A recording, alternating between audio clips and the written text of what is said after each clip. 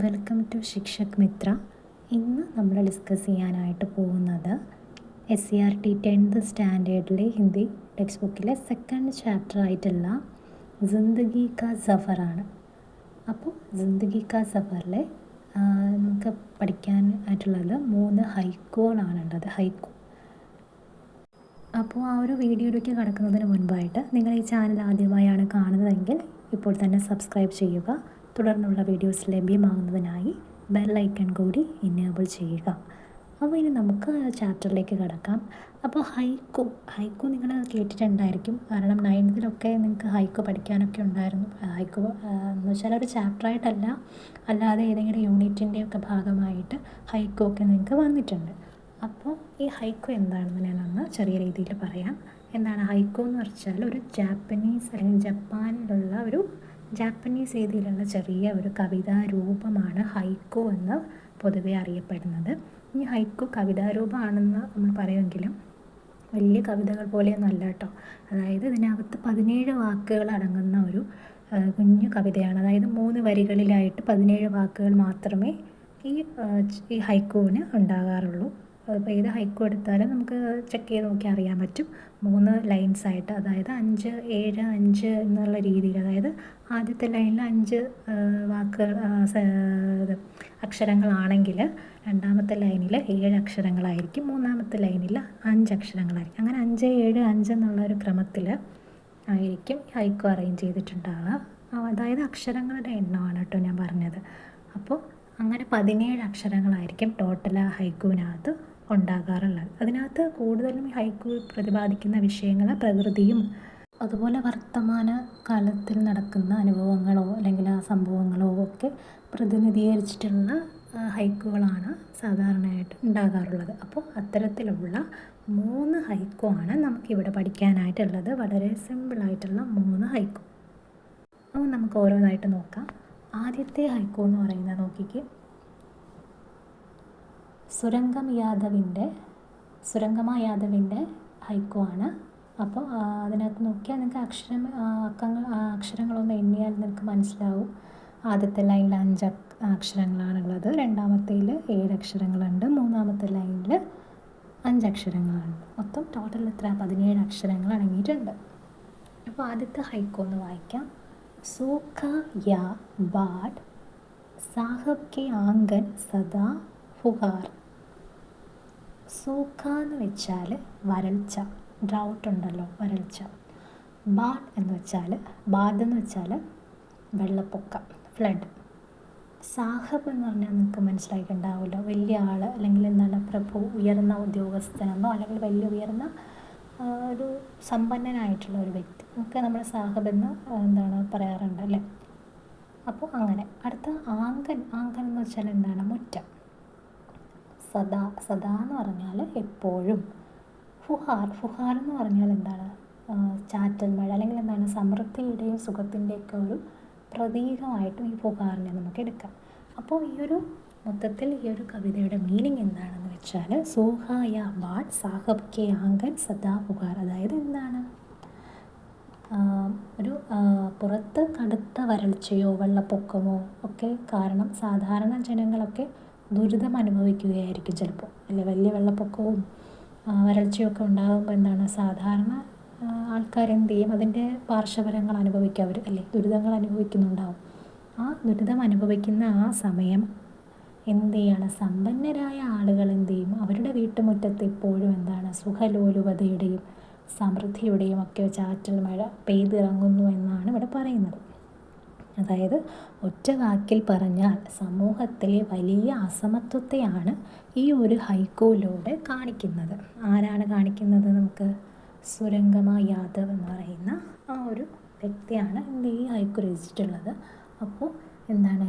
പുറമേ സാധാരണ ജനങ്ങൾ വലിയ രീതിയിൽ വരൾച്ചയും വെള്ളപ്പൊക്കവും ഒക്കെ വരുമ്പോൾ എന്ത് ചെയ്യുന്നു? ഒരുപാട് ദുരിതം അനുഭവിക്കുന്നുണ്ട്. അപ്പോൾ ആ ദുരിതം അനുഭവിക്കുന്ന സമയത്തും സമ്പന്നരായ ആളുകളുടെ വീട്ടുമുറ്റത്ത് എപ്പോഴും എന്താണ്? സുഖസൗകര്യങ്ങളോടെ സുഖസൗകര്യങ്ങളുള്ള ചാറ്റൽ മഴയായിരിക്കും എന്നാണ് പറയുന്നത്. അതായത് 2 പേരെയും, ഈ സാധാരണ ഒരു വ്യക്തിയെയും ഒരു സമ്പന്നനായ ആളിനെയും എന്താണ് ട്രീറ്റ് ചെയ്യുന്നത് എപ്പോഴും എന്താണ്? 2 രീതിയിലായിരിക്കും, അല്ലേ. അതൊരു സോഷ്യൽ സിസ്റ്റമായി മാറിക്കഴിഞ്ഞിരിക്കുന്നു. അപ്പോൾ ഇത്തരത്തിലുള്ള ഈ സമൂഹത്തിൽ നടക്കുന്ന ഈ ഒരു അസമത്വത്തെയാണ് ഈ ഒരു ഹൈക്കുവിലൂടെ നമുക്ക് വ്യക്തമാക്കി തരുന്നത്. അപ്പോൾ ഈ ഒരു ഹൈക്കു മനസ്സിലായിട്ടുണ്ടാവുമല്ലോ. ഇനി രണ്ടാമത്തെ ഹൈക്കു നോക്കിക്കേ. ഡോക്ടർ ഗോപാൽ ബാബു ശർമ്മ എഴുതിയിട്ടുള്ള ഒരു ഹൈക്കു ആണ്. അതിൽ പിതാനെ ढूंढी लाठियाँ ബുഢാപ്പേ കി ദീപ്തി നഹി. പിത എന്ന് പറഞ്ഞാൽ ആരാണ്? അച്ഛൻ. ഢൂണ്ടി എന്ന് പറഞ്ഞാൽ എന്താണ്? അന്വേഷിക്കുക, അന്വേഷിച്ചു. ലാഠിയാം എന്ന് വെച്ചാൽ വടികൾ, അല്ലെങ്കിൽ എന്താണ്, വാർദ്ധക്യകാലത്ത് നമ്മൾ ഡിപ്പെൻഡ് ചെയ്യില്ലേ, ആശ്രയം, അങ്ങനെ നമുക്കെടുക്കാം. ബൂഢാപ്പേക്ക് അതായത് വാർദ്ധക്യത്തിൻ്റെ, ദീപ്തി നഹി കാണാനില്ല. അപ്പോൾ എന്താണ് അത് മീൻ ചെയ്യുന്നത് നമുക്ക് നോക്കാം. അതായത് എന്താണ്, വാർദ്ധക്യകാലത്ത്, ബൂഢാപ്പേ എന്ന് പറഞ്ഞാൽ വാർദ്ധക്യകാലത്ത് തനിക്ക് താങ്ങും തണലുമാകാൻ മക്കളെ പോലെയുള്ള ആശ്രയങ്ങളെ വൃദ്ധനായ പിതാവ് എന്ത് ചെയ്യുന്നുണ്ട്? അന്വേഷിക്കുന്നുണ്ടെങ്കിലും എന്താണ്, ആ ഒരു അത്യാവശ്യ സമയത്ത് ആരും സഹായത്തിനില്ല. ആ ഒരവസ്ഥയാണിത് ഈ ഒരു ഹൈക്കു സൂചിപ്പിക്കുന്നത്. അതായത് ഇത്രയും വളർത്തി വലുതാക്കിയ മക്കളുടെ ആവശ്യം എന്താണ്, അച്ഛനമ്മമാർക്ക് അല്ലെങ്കിൽ വൃദ്ധരായ ആ മനുഷ്യർക്ക് വരുന്ന സമയം എപ്പോഴാണ്? വാർദ്ധക്യകാലത്തായിരിക്കില്ല അവർക്ക് കൂടുതൽ എല്ലാവരെയും ആശ്രയിക്കേണ്ടതായിട്ട് വരുന്നൊരു സമയം. പക്ഷേ അങ്ങനെ ആശ്രയിക്കേണ്ട ഒരു സമയം വരുമ്പോൾ ആവശ്യത്തിൻ്റെ ആ ഒരു സമയത്ത് ആരും സഹായത്തിനില്ലാത്ത ഒരവസ്ഥയാണ് ഈ ഒരു ഹൈക്കുവിലൂടെ ഗോപാൽ ശർമ്മ കാണിച്ചു തരുന്നത്. അപ്പോൾ അത് മനസ്സിലായിട്ടുണ്ടല്ലോ, വാർദ്ധക്യകാലത്ത് അനുഭവിക്കുന്ന വിഷമതകൾ, ആ ഒരു ആശ്രയത്തിന് ആരും ഇല്ലാത്ത ആ ഒരു അവസ്ഥയെക്കുറിച്ചിട്ടാണ് പറയുന്നത്. ഇനി അടുത്ത ഹൈക്കു നോക്കിയേ. ढूंढती रही बर्फीली नगरी में नेह की आंच. ढूंढती रही എന്ന് വെച്ചാൽ അതും എന്താണ്, അന്വേഷിച്ചു കൊണ്ടിരുന്നു. എന്താണ് അന്വേഷിച്ചു കൊണ്ടിരിക്കുന്നത്? നോക്കാം. ബർഫീലി എന്ന് പറഞ്ഞാൽ മഞ്ഞ് മൂടിയ അല്ലെങ്കിൽ തണുത്തുറഞ്ഞ എന്നൊക്കെ പറയാം. നഗരി എന്ന് വെച്ചാൽ എന്താണ്? ടൗൺ, നഗരം. നേഹ് എന്ന് വെച്ചാൽ സ്നേഹം അല്ലെങ്കിൽ വാത്സല്യം. ആഞ്ച് എന്ന് വെച്ചാൽ എന്താണ്? ചൂട് എന്നൊക്കെ നമുക്ക് വേണമെങ്കിൽ പറയാം. അതായത് സ്നേഹമില്ലാത്തതും കഠിനവുമായിട്ടുള്ള ഈ ഒരു ലോകമാകുന്ന തണുത്തുറഞ്ഞ നഗരത്തിൽ, അതാണ് ബർഫീലി നഗരി എന്ന് പറയുന്നത്. സ്നേഹത്തിൻ്റെയും വാത്സല്യത്തിൻ്റെയും ഒരു ചെറിയ ചൂട് കണ്ടെത്താൻ ഒരാൾ നിരന്തരം ശ്രമിച്ചുകൊണ്ടിരിക്കുന്നു.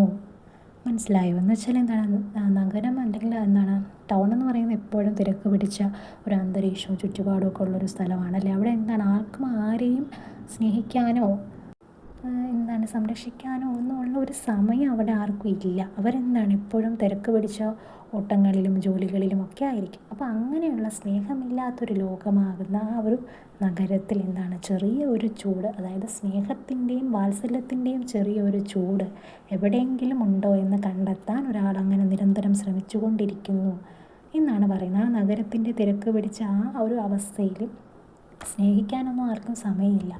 അപ്പോൾ അതിനിടയ്ക്ക് സ്നേഹത്തിൻ്റെ ഒരു കണികയെങ്കിലും ഉണ്ടോ എന്ന് അന്വേഷിക്കണമെന്നുള്ള ഒരു ഒരു മെസ്സേജാണ് ഒരു ഹൈക്കുവിലൂടെ നൽകുന്നത്. ഇതാരാണ് എഴുതിയിട്ടുള്ളത്? കമല നിഖുർപ്പ. അപ്പോൾ ഈ ഒരു ഹൈക്കു നിങ്ങൾക്ക് മനസ്സിലായിട്ടുണ്ടാവുമെന്ന് വിശ്വസിക്കുന്നു. അപ്പോൾ ഈ 3 ഹൈക്കുവും എന്താണ്, സമൂഹത്തിലെ സമകാലിക സംഭവങ്ങളുമായിട്ട് ബന്ധപ്പെടുത്തിയിട്ടുള്ള ഹൈക്കുവാണ്. അത് ഇന്നത്തെ ആ ഒരു അസമത്വങ്ങളെയൊക്കെ എടുത്ത് കാണിക്കുന്ന ആ ഒരു നമുക്ക് നമ്മുടെ റെസ്പോൺസിബിലിറ്റികളൊക്കെ നമ്മൾ പാലിക്കേണ്ട ഈ ഒരു സമൂഹത്തിൽ അതൊന്നും പാലിക്കാതെ പോകുന്ന അങ്ങനെയുള്ള കാര്യങ്ങളെയൊക്കെ ചൂണ്ടിക്കാണിക്കുന്ന വിധത്തിലാണ് ഈ ഹൈക്കുകളെല്ലാം തന്നെ എഴുതിയിരിക്കുന്നത്. അപ്പോൾ ഹൈക്കു എന്താണെന്നും ഈ 3 ഹൈക്കുവിൻ്റെ മീനിങ് എന്താണെന്നും എല്ലാവർക്കും മനസ്സിലായി കാണുമെന്ന് വിശ്വസിക്കുന്നു. അപ്പോൾ ഈ വീഡിയോ ഇഷ്ടമായെങ്കിൽ ലൈക്ക് ചെയ്യുക, ഷെയർ ചെയ്യുക, സബ്സ്ക്രൈബ് ചെയ്യുക. Thank you.